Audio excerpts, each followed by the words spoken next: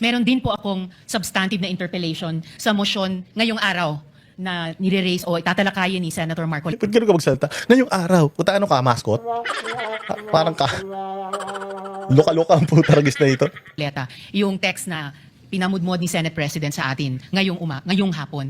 Pero Ba't na pinamudmud? Pwede naman sabihin na i-dinistribute. Pinamudmud talaga? Ano yung ginudgud sa mukha mo? Ganon? Kaya pala nabawasan yung makeup mo eh.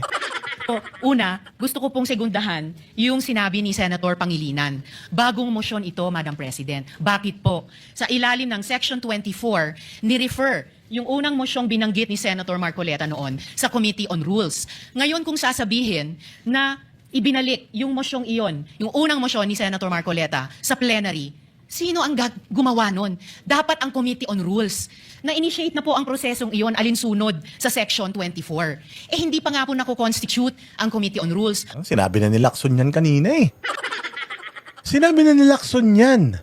Sinabi na rin niya ni Pangilinan, putang ina ka, gusto mo ring umepal. Yan nga yung sinasabi ni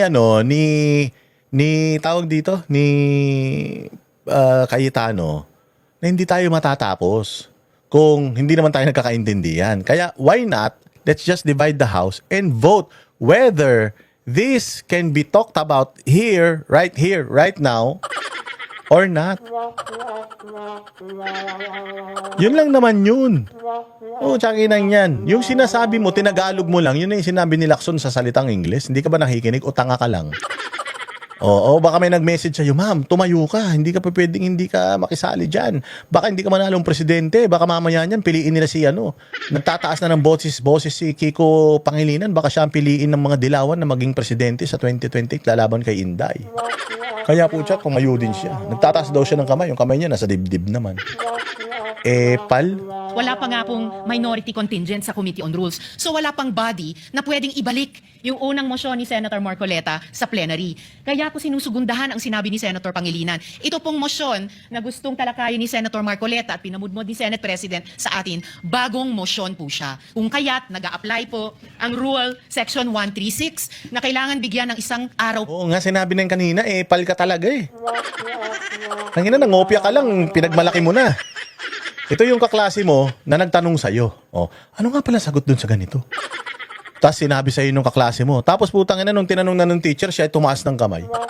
Hindi naman siya yung may-ari nung sagot, yung katabi niya. Tapos putang ina, nagmamalaki siya ngayon, akala mo siya na naka-imbento nung pinagsasasabi niya. Gaga, sinabi na ni Lacson niyang kanina, tagal-tagal na nag-uusap. Inan yan, kailangan mo pa ipaliwanag ulit. Kaya nga pagbobotohan na lang natin dahil pare-parehas naman pala kayo ng iniisip, o di pagbotohan natin para malaman natin. Tanga?